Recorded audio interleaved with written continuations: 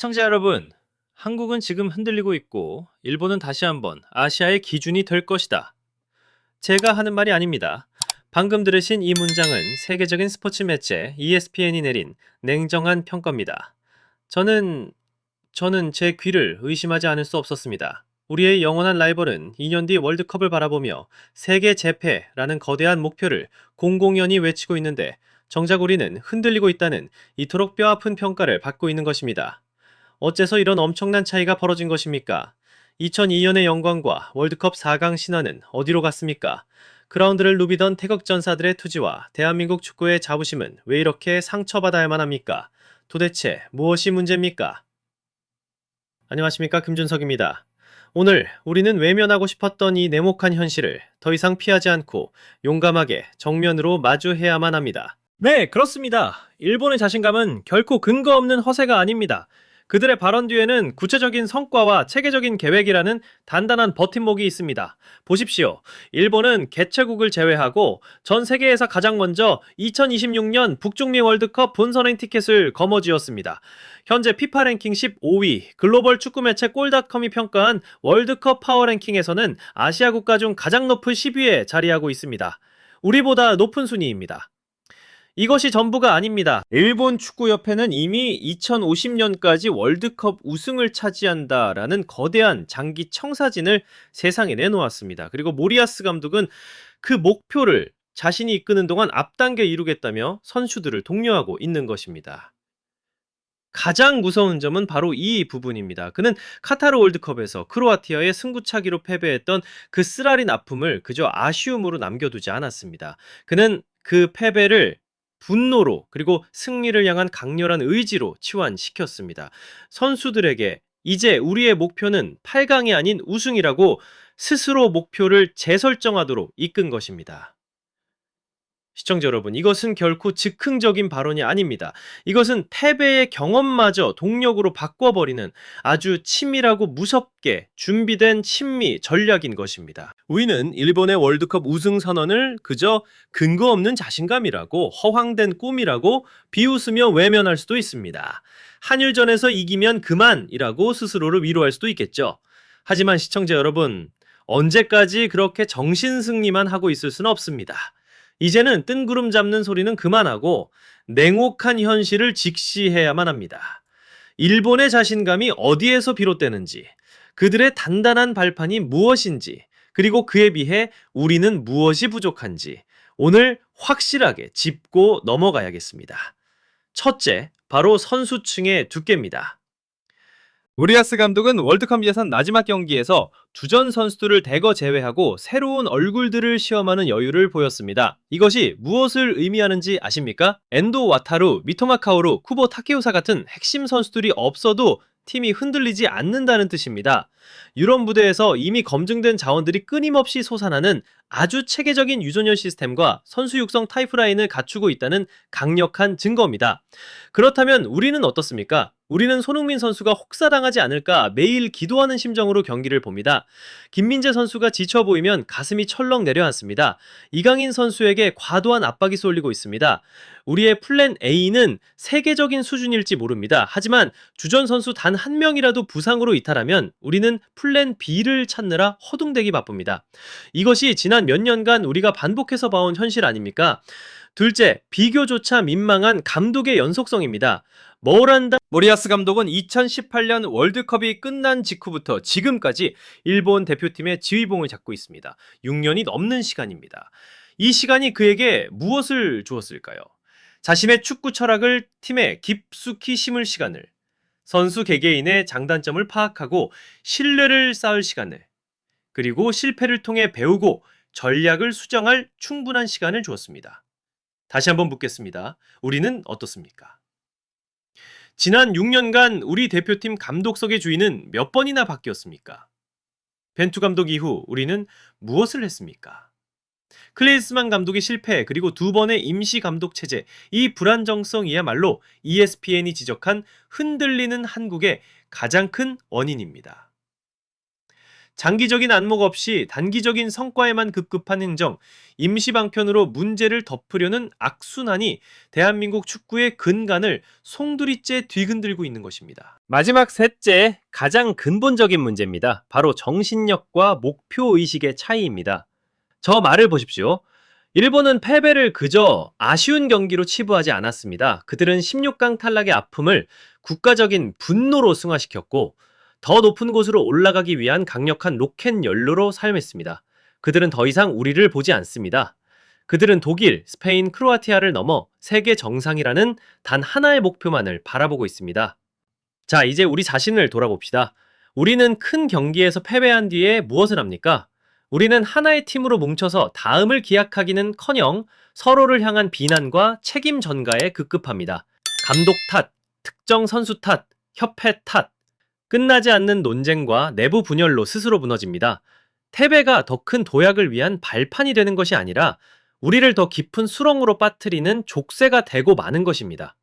이것이 바로 사고방식의 차이입니다. 그리고 이것이 지금의 격차를 만든 가장 근본적인 이유입니다. 물론 일본 내에서도 우려의 목소리가 나오고 있습니다.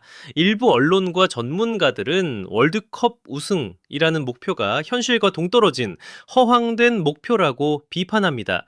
유럽의 빅클럽에서 뛰는 스타 선수들에게 불필요한 자만심을 심어주고 오히려 팀워크를 해치는 잘못된 시그널이 될 수 있다고 경고하고 있습니다. 일곱컵 폰센 가청 갭잔을 경겨이 제지조도 성가는 이어고 발소 공들게 였는가고 장가서를 펑공내서 공거나 ความ도문한지 성가는 이소이 장간 이러는 영가청 가청 갭장 경고 있습니다. 바로 이 지점입니다, 시청자 여러분. 우리가 주목해야 할 부분이 바로 여기입니다. 그들은 지금 자신감이 넘쳐서 생길 수 있는 문제, 즉 자만심이라는 어찌 보면 행복한 고민을 하고 있습니다. 그렇다면 다시 한번 우리 자신에게 물어봅시다. 우리는 지금 무엇을 고민하고 있습니까? 일본은 자만심을 걱정하고 있는데 우리는 어떻습니까? 우리는 자만심을 걱정할 만큼 거대한 목표조차 감히 설정하지 못하고 있습니다. 우리의 문제는 자만이 아닙니다. 오히려 스스로를 깎아내리는 자괴감과 우리가 어디로 가야 할지조차 모르는 방향상실의 혼란입니다. 세계 축구라는 망망대해에서 우리는 지금 어디쯤에 있습니까? 우리의 최종 목적지는 어디입니까? 그저 월드컵 본선에 진출해서 조별리그를 통과하는 것, 그것이 우리 목표의 전부입니까? 아니면 이번에도 그저 최선을 다했다, 후회는 없다 하는 말로 스스로를 위로하며 만족해야만 하는 것입니까? 시청자 여러분, 바로 이 불분명한 목표의식, 이 애매모호한 정체성이야말로 우리 선수들의 뜨거운 열정과 무한한 가능성을 서서히 그리고 아주 차갑게 식게 만들고 있는 주범입니다. 이쯤 되면 어떤 분은 이렇게 말씀하실지도 모릅니다. 결국 선수들의 기량이 부족한 건 아니냐고요. 천만의 말씀입니다. 시청자 여러분, 우리 선수들을 보십시오. 우리에겐 프리미어리그 득점왕 출신이자 이 시대에 살아있는 전설 캡틴 손흥민이 있습니다. 우리에겐 한때 유럽 최고의 팀에서 철기둥이라 불렸던 세계 최정상급 수비수 김민재가 있습니다. 그리고 프랑스 최강팀 파리 생제르맹의 현재이자 미래인 천재적인 재능의 소유자 이강인이 있습니다. 이름만 들어도 가슴이 웅장해지는 우리 선수들입니다. 재능이요? 재능이 부족한 것이 결코 아닙니다. 오히려 우리는 역사상 가장 화려한 재능들을 보유하고 있는지도 모릅니다.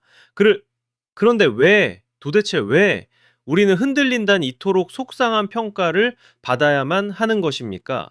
문제는 선수가 아닙니다. 문제는 바로 시스템입니다. 이 위대한 개인들을 하나로 묶어줄 안정적인 시스템이 없고 10년 뒤를 내다보는 장기적인 전략이 보이지 않으며 무엇보다 모두가 함께 바라보고 달려갈 수 있는 원대한 목표가 없기 때문입니다. 세계 최고의 재료들을 잔뜩 가지고도 정작 최고의 요리를 만들어내지 못하는 답답한 형국인 것입니다. 지금 우리 태그코의 모습이 바로 저렇습니다. 배에는 세계 최고의 기량을 갖춘 선원들은 가득하지만 명확한 해도를 손에 쥐고 우리는 저 영광의 항구로 간다고 외치며 모두를 이끌어줄 현명하고 뚝심 있는 선장이 보이지 않는 것과 같습니다. 방향을 잃은 배는 결국 표류할 수밖에 없습니다. 결국 문제는 선수가 아닙니다. 감독 한 사람의 책임으로 돌릴 수도 없습니다. 모든 문제의 근원, 그 핵심은 바로 우리의 사고방식입니다. 과거에 안주하고 미래를 두려워하는 이 낡아빠진 생각 말입니다. 우리는 아직도 2002년 4강 신화라는 달콤한 꿈속에서 헤매고 있습니다. 숙적 일본에게 한일전 한 번 이기는 것에 만족하고 그것으로 모든 것이 용서되는 분위기에 너무나 오랫동안 안주해왔습니다. 실패가 두려워서, 주제 넘는다, 세상의 비웃음이 무서워서, 월드컵 우승 같은 위대한 목표를 감히 입에 담는 것조차 꺼려하고 있습니다. 시청자 여러분, 이것이 바로 현실입니다.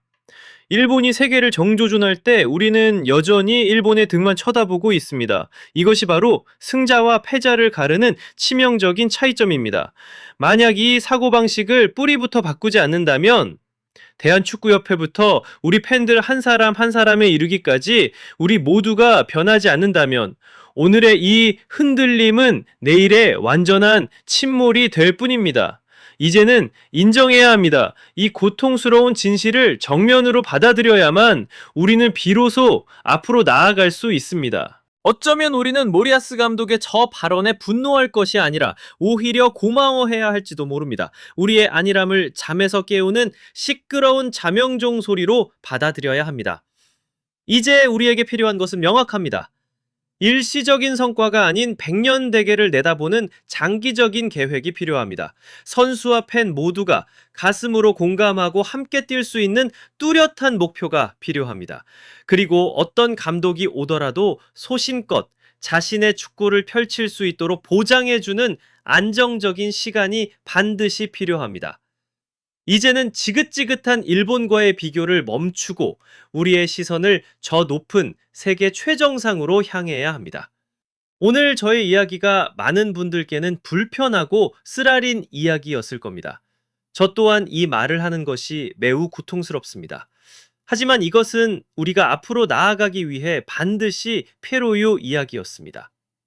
비 온 뒤에 땅이 굳는다는 말이 있습니다. 오늘의 이 쓰라린 교훈이 대한민국 축구를 더욱 단단하게 만들 것이라 저는 믿어 의심치 않습니다. 왜냐하면 우리는 진심으로 대한민국 축구를 사랑하기에, 그리고 우리 선수들의 피에는 그 어떤 시련에도 굴하지 않는 위대한 태극전사의 투혼이 흐르고 있음을 알기 때문입니다. 자, 이것이 오늘 제가 드리고 싶었던 이야기입니다. 어쩌면 많은 분들이 불편하셨을 수도 있는, 하지만 우리가 언젠가는 반드시 마주해야 할 현실에 대한 저의 생각이었습니다. 시청자 여러분은 어떻게 생각하십니까? 현재 대한민국 축구의 가장 큰 문제는 무엇이라고 보십니까? 여러분의 소중한 의견을 주저하지 마시고 아래 댓글로 남겨주십시오. 그리고 오늘 분석에 공감하셨다면 저희 풋볼파이어가 더 좋은 콘텐츠를 만들 수 있도록 좋아요와 구독 버튼 잊지 말고 꼭 눌러주시기 바랍니다. 더 뜨겁고 더 깊이 있는 분석으로 다시 돌아오겠습니다. 지금까지 풋볼파이어의 김준석이었습니다. 감사합니다.